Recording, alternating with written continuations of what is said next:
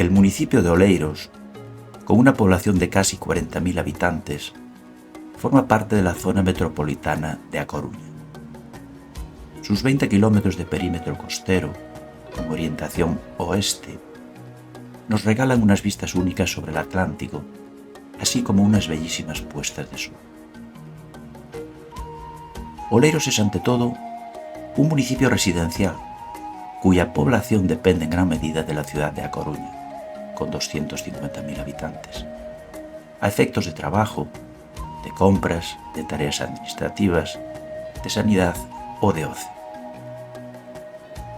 Algunos de sus edificios históricos, como la sede de la Biblioteca Rialeda o la Casa Charri, son el testimonio de un pasado floreciente que nos remonta a principios del siglo XX.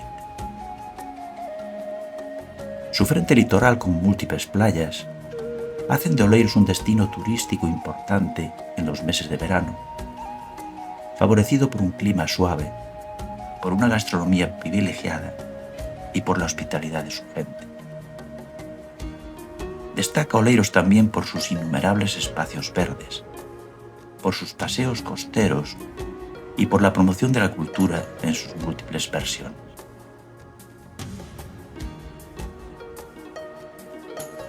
El Instituto Miraflores es el más reciente de los 3 centros de educación secundaria y bachillerato del municipio de Oleiros.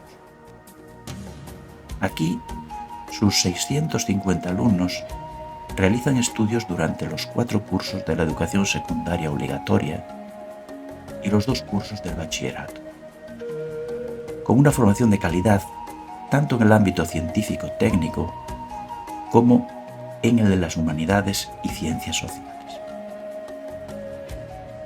El centro dispone de modernas instalaciones y equipamiento de vanguardia en unos espacios luminosos y bien diseñados.